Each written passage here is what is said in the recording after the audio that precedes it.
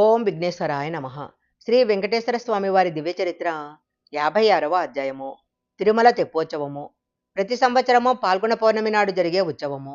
తిరుమలలోని స్వామివారి పుష్కరిణిలో ప్రతి సంవత్సరము వైభవంగా 5 రోజుల పాటు జరుగుతుంది. మొదటి రోజు సీతారాములతో పాటు లక్ష్మణుడు కూడా పూజింపబడతాడు. రెండవ రోజు శ్రీకృష్ణుడు మరియు రుక్మిణి పూజింపబడతారు. 3, 4, 5వ రోజు చివరి 3 రోజులు పూజలు త్రయోదశితో మొదలై పౌర్ణమితో ముగుస్తాయి. ఈ 3 రోజుల్లో ఉత్సవ విగ్రహమైన మలయప్ప స్వామితో పాటు శ్రీదేవి భూదేవి పూజింపబడతారు. ఈ ఉత్సవమూర్తులన్నీ అద్భుతంగా అలంకరించి పుష్కరిణిపై ఉన్న ప్రత్యేక తెప్పలపై ఉంచి పూజిస్తారు. తిరుమలేశుని వసంతోత్సవాలు. కలియుగ దైవమైన వెంకటేశ్వర స్వామి వార్షిక వసంతోత్సవాలను చైత్రశుద్ధ త్రయోదశి నుంచి చైత్రశుద్ధి పౌర్ణమి వరకు 3 రోజుల పాటు అత్యంత వైభవంగా జరుపుతారు. చైత్ర పౌర్ణమి గురువారంతో కలిసి రావటము చాలా పుణ్యప్రదం అంటారు. తిరుమల వసంతోత్సవాలు క్రీస్తు శకము 1360 నుంచి సంతరించుకున్నట్లు దేవస్థానం వారు చెప్పటం జరిగింది. ఈ కార్యక్రమం కోసము శ్రీవారి ఆలయం వెనుక భాగంలో వసంత మండపాన్ని అత్యంత సుందరంగా తీర్చిదిద్దుతారు.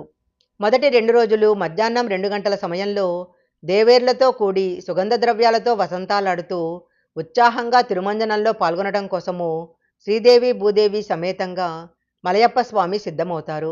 బంగారు శ్రీపీఠంలో బయలుదేరి ఆలయానికి ప్రదక్షిణంగా పురవీధుల్లో ఛత్రచామర మర్యాదలతో వేద దివ్య ప్రబంధ పారాయణాలతో బాజా భజంత్రీలతో ఊరేగుతూ వసంత మండపానికి బయలుదేరుతారు.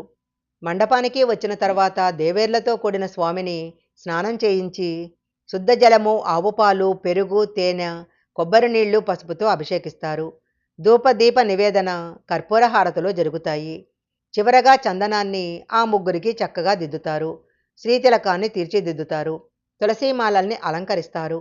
కుంభహారతి, నక్షత్రహారతి సమర్పించిన తరువాత కలశంలోని మంత్రజలంతో బంగారు పళ్లెంతో సహస్రధారాభిషేకం జరుగుతుంది. వారిని తుడిచి పట్టు వస్త్రాలు, సర్వాభరణాలతో పుష్పహారాలతో అలంకరించి సాయంత్రం బయలుదేరి ఊరేగుతూ ఆలయానికి తిరిగి తీసుకెళ్తారు. ఆ సహస్రధారాభిషేక తీర్థాన్ని భక్తులు పవిత్రులు కావాలనే భావంతో వారిపైన సంప్రోక్షిస్తారు. స్వామికి అలదిన పసుపు, చందనాన్ని ప్రసాదంగా పంచుతారు. 3వ రోజు దేవేర్లతో కూడిన స్వామితో పాటు సీతారామ లక్ష్మణ హనుమంతులు, రుక్మిణి శ్రీకృష్ణులు కూడా వసంతోత్సవంలో పాల్గొంటారు. ముగ్గురిని ప్రత్యేక బంగారు పీఠాలలో ఊరేగిస్తూ తీసుకొచ్చి ముగ్గురికి విడివిడిగా అభిషేక నైవేద్యాదులు సమర్పిస్తారు.